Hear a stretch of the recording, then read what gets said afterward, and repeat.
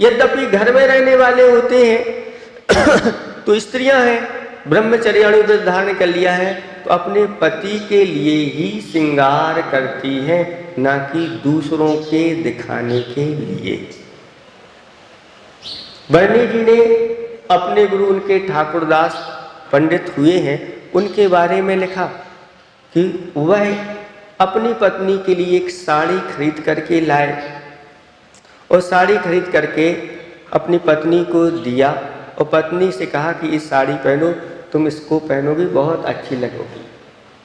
पत्नी कहती है कि अब मुझे इनकी आवश्यकता नहीं है, मुझे किसी को दिखाना थोड़ी कि मैं अच्छी लगी हूं, और मैं आपके लिए तो प्रिय हूं, फिर मुझे इसकी कोई आवश्यकता नहीं।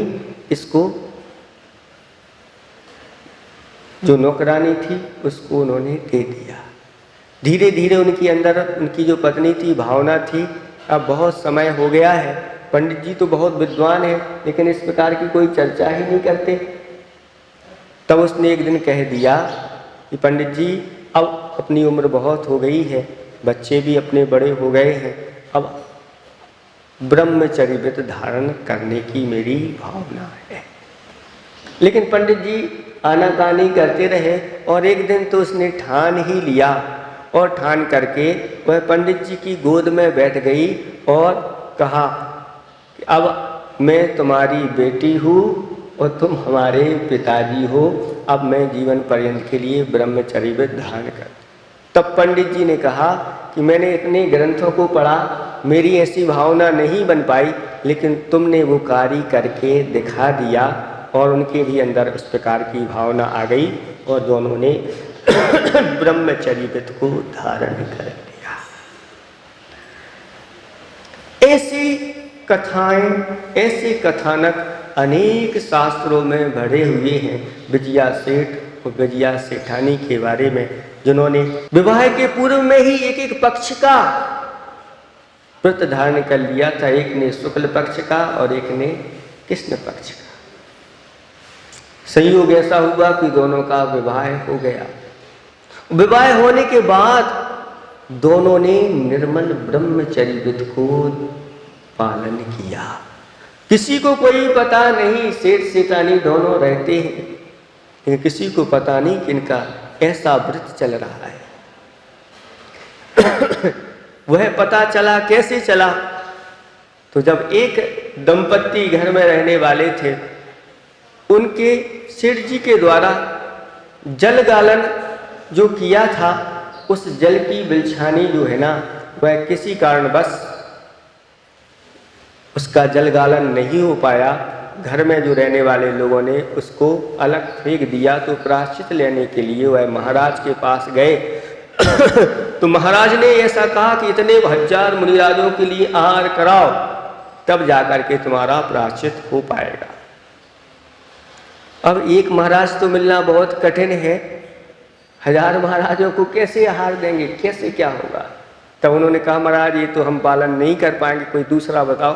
तब उन्होंने कहा कि प्रतिदिन अपने घर में ऐसे दंपत्ति का आहार कराओ, प्रतिदिन उनमें से कोई ऐसा दंपत्ति आएगा, पति पत्नी आहार करने आएंगे, जिसके माध्यम से तुम्हारे रसोई का चंदोबा स्वच्छ निर्मल हो जाएगा।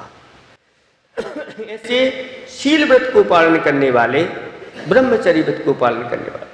और विजया सेठ और सेठानी उनके यहाँ आहार करने के लिए गए और उनका चंदोबा स्वच्छ हो गया। तब उन्होंने कहा धन्य है आपका शील व्रत, आप दोनों ऐसे ब्रह्मचर्य को, अखंड ब्रह्मचर्य व्रत को पालन करने वाले हैं। तब उन्हें पता चला कि अब हमारा रहस्य खुल गया। और संकल्प था कि जब तक ये रहस्य नहीं खुलेगा तब तक हम घर में रहेंगे। उस दिन ही, जिस दिन ये रहस्य खुल जाएगा, मैं मुनि व्रत धारण करूंगा।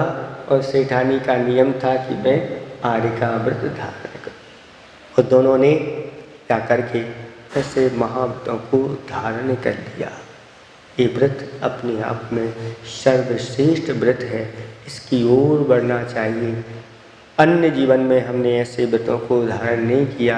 आचार्य भगवान कहते हैं एक बार भी अगर ऐसे ब्रह्मचर्य व्रत को पालन करते हैं, ज़्यादा समय नहीं लगता, संसार से पार हो जाते हैं। इसलिए 5 इंद्रियों को अच्छी तरह से विजय करने का प्रयास करना चाहिए। साथ साथ में और भी ऐसे शीलेश कहलाते हैं जो 18,000 शील के गुणों को धारण करने वाले होते हैं। मन वचन काय कृत कारित अनुमोदना, शील बाण नो राख, ब्रह्म भाव अंतर। मन वचन काय कृत कारित अनुमोदना, ये 9 का हो गया।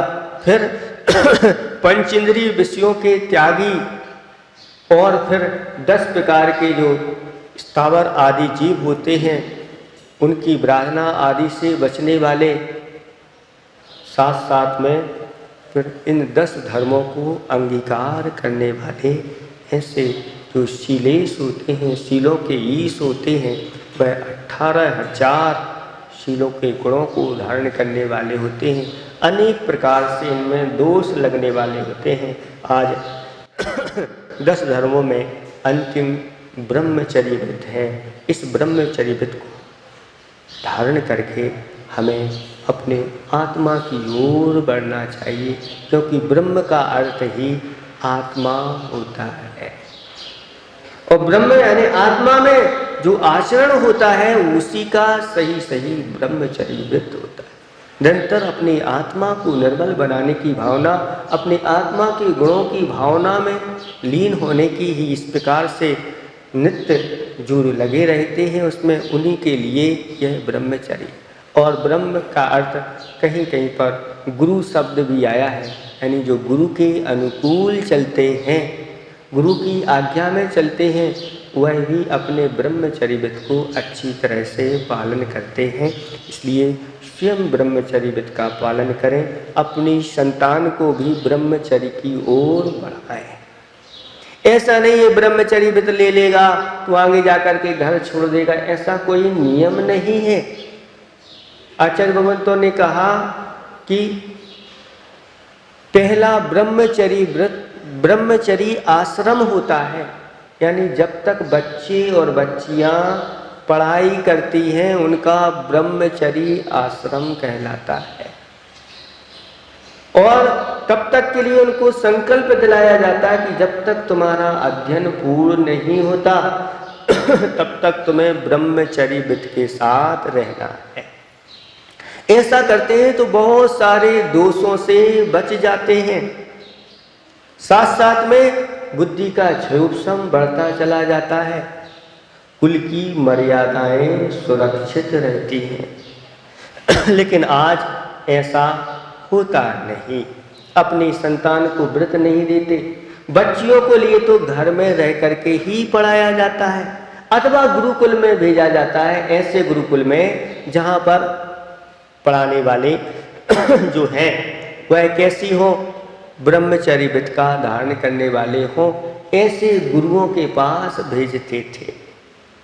लेकिन आज ऐसी व्यवस्था नहीं, फिर भी गुरुदेव की बहुत दूर दृष्टि हुई और उन्होंने 1 नहीं, 2 नहीं, 3 नहीं, 4 नहीं, कितनी 5 पितवा स्थलियाँ उनके आशीर्वाद से चल रही हैं, जिन में बच्चियों को पढ़ाने वाली सारी की सारी जो टीचर होते हैं गुरु होते हैं, वह सब ब्रह्मचर्य व्रत को धारण करके और पढ़ा रहे हैं। इतना बड़ा सौभाग्य कहाँ मिलेगा, दुनिया में ढूंढने चले जाओ कहीं मिलने वाले नहीं। ऐसे ही अपने बच्चों को पढ़ाने के लिए भेजो। बच्चियों को अगर बाहर भेजो तो ऐसे स्थान पर भेजो, अन्यथा बच्चियों को बाहर पढ़ाने के लिए भेजना नहीं चाहिए, क्योंकि कुल की मर्यादाएं उसमें नहीं रहती। मन चंचल है, स्थिरता उनके पास नहीं होती। इस प्रकार से बाहर आज वर्तमान में इस प्रकार से चल रहा है कि बच्चे बच्चियां साथ में पढ़ते हैं, वह अपने आचरण को अच्छी तरह से पालन नहीं कर पाते, उनकी रक्षा नहीं कर पाते। इसलिए माता पिता का ये कर्तव्य है कि उनको इस प्रकार की शिक्षा दें। इसके बाद उसको फिर जहाँ जाना है, गृहस्थ जीवन में जाना है तो गृहस्थ जीवन में, मोक्ष मार्ग में बढ़ना है तो मोक्ष मार्ग में। लेकिन पहले तो इस प्रकार से ये जब तक पढ़ाई चलती है तब तक ये ब्रह्मचर्य व्रत होता है। और ज़्यादा लंबे समय तक पहले पढ़ाई नहीं होती। जैसे यौवन अवस्था प्राप्त हुई तो वह विवाह आदि उनका करके गृहस्थ जीवन उनका बना दिया जाता है, जिससे कुल की मर्यादाएं रहती हैं। लेकिन आज इन सब मर्यादाओं का उल्लंघन होता चला जा रहा है। इसकी ओर दृष्टि हमारी नहीं जा पा रही है। आचार्य भगवान कहते हैं आप लोगों को इसके ऊपर विचार करना है। आज हमारा सौभाग्य है ऐसे महान गुरु निर्मल ब्रह्मचर्य व्रत को धारण करने वाले आचार्य भगवंत हमें मिले हैं। उनको देख करके ही हमें सावधान हो जाना चाहिए, अथवा जो अपना उपदेश दे रहे हैं उस उपदेश के अनुसार हमें चलना चाहिए। वास्तव में यह हमारा धर्म पंचम काल के अंत तक चलेगा, तभी यह सुरक्षित रखना है। आचार्य भगवान की अंदर की सोच यही है, अगर हमारा ये बीज सुरक्षित नहीं रहेगा तो यह वृक्ष अंत तक कैसे सुरक्षित है। आचार्य भगवान की ये दूरदृष्टि है, और दूरदृष्टि है। स्वयं ऐसी युवा अवस्था में उन्होंने ब्रह्मचर्य व्रत को धारण किया और निरंतर लोग देख करके कई लोग तो आश्चर्य करते हैं जब वह जिन्होंने ऐसे युवा अवस्था में ब्रह्मचर्य व्रत को धारण किया, ऐसी दिगंबर मुद्रा को धारण किया, अन्य ऐसे साधु आए देख करके रह जाते हैं दंग, हो ये कैसे पालन करते हैं। एक बार सुना कि एक हठ योगी आचार्य भगवान के सामने आकर के बैठ गया और वह बुदबुदाने लगा कि ऐसी कम उम्र में। तो आचार्य भगवान ने बोला क्या बुदबुदा रहे हो, क्या कह रहे हो। तो कहता है आचार्य भगवान आपको देख करके बहुत आश्चर्य हो रहा है, आपने इतनी कम उम्र में और ऐसे ब्रह्मचर्य, मैंने तो बहुत प्रयास किया, हठ योग किए अनेक प्रकार के, लेकिन मैं सफल नहीं हो पाया। तो आचार्य भगवान कहते हैं इस संकल्प की शक्ति बहुत बड़ी होती है। और इस संकल्प ऐसा है कि गुरुओं के सामने समर्पित होकर के संकल्प करते हैं तो निरंतर उनके आशीर्वाद से इस व्रत का पालन होता रहता। ऐसे भी लोग आए गुरु भगवान के सामने, आचार्य भगवान मैं आपसे बहुत प्रभावित हूँ, अजय आए, आपकी चर्या देख करके मुझे बहुत अच्छा लगता है, लेकिन आचार्य भगवान कहते हैं लेकिन क्या, कुछ कमी हो तो बताओ। लेकिन आचार्य भगवान मैं कुछ कहना चाहता, आप नाराज तो नहीं होंगे। आचार्य भगवान कहते हैं हम महाराज हैं और महाराज सो नाराज नहीं, नाराज सो महाराज नहीं, कहो क्या कहना चाहते। तो उन्होंने कहा आचार्य श्री जी सब आपकी अच्छी चर्या लगती है हमें, लेकिन आपका ये नग्न रहना हमें अच्छा नहीं लगता, क्योंकि सबके बीच में नग्न आदि रहते हैं, लोगों को इससे दिक्कत आदि होती है बहुत सारी। तो आचार्य भगवंत ने कहा कि सुनो हमारे इस शरीर में कोई विकार नहीं है, और ये निर्विकार शरीर को देख करके लोग भी उस प्रकार की निर्विकार दृष्टि उनकी धारणा ऐसी बन जाती है। विकार दृष्टि में होता है, हमारा किसी प्रकार से कोई दृष्टि में विकार नहीं। और ऐसा सबको तो तकलीफ नहीं है, विशेष रूप से आप ही को तकलीफ दिख रही है, तो आप ऐसा करो जब भी आपको ये नग्न रूप दिखे तो आंखों में हरी हरी दो पट्टी गोल गोल आप उस समय चढ़ा दो, बस इतना ही तो करना है। तो वह व्यक्ति समझ गए कि वास्तव में हमारी दृष्टि में विकार है, इनके अंदर कोई विकार नहीं, ये तो वीतराग है, संत है।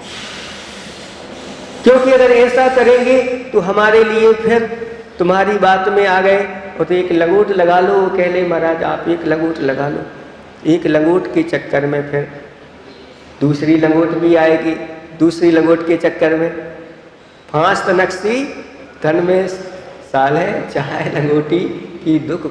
एक लंगोटी के कारण से पूरा का पूरा संसार बस जाता है। क्योंकि एक लंगोटी है तो फिर इसको दूसरी भी चाहिए, दूसरी चाहिए तो अब धोने की व्यवस्था चाहिए। और मान लो अगर कोई चूहा आदि कुतर खाए तो फिर मांगना पड़ेगा, तो उसके लिए बिल्ली रखना पड़ेगी, और बिल्ली के लिए फिर दूध चाहिए तो दूध के लिए फिर गाय रखना पड़ेगी, फिर गाय सेवा करने के लिए कोई एक आध स्त्री चाहिए, तो गाय के लिए खेती चाहिए, घास चाहिए तो खेती आदि, ये पूरा का पूरा बस जाएगा। इसलिए आप ऐसा करो, अपनी आँखों पर तो हरी पट्टी ऐसी लगा लिया करे थोड़े समय के लिए, बस काम हो जाएगा। तब उनको गुरुजी की बात समझ में आ गई और उन्होंने कहा, आचार्य भगवान क्षमा करें, मेरी जो दृष्टि थी वो दूर दृष्टि नहीं थी।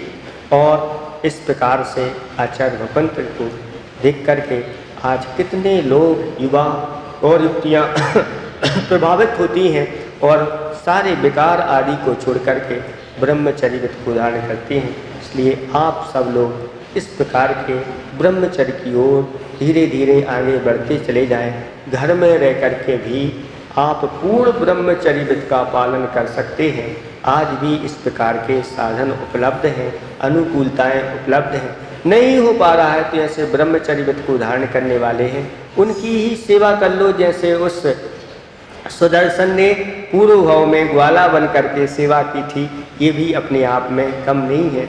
इस तरह से ये आपके 10 दिन ब्रह्मचर्य तक ये पूरी यात्रा हो गई। ये सिर्फ 10 दिन तक सीमित नहीं रहे, ये तो चार्ज होने के लिए व्रत आते हैं। जैसे आप लोग, आपके मोबाइल में बैटरी रहती है, उसको आप क्या करते हैं, चार्ज करते हैं। तो चार्ज करते हैं तो कब तक चलती है, जब तक चलती है, और फिर नहीं चलती तो क्या करते हैं, फिर पुनः चार्ज कर लेते हैं।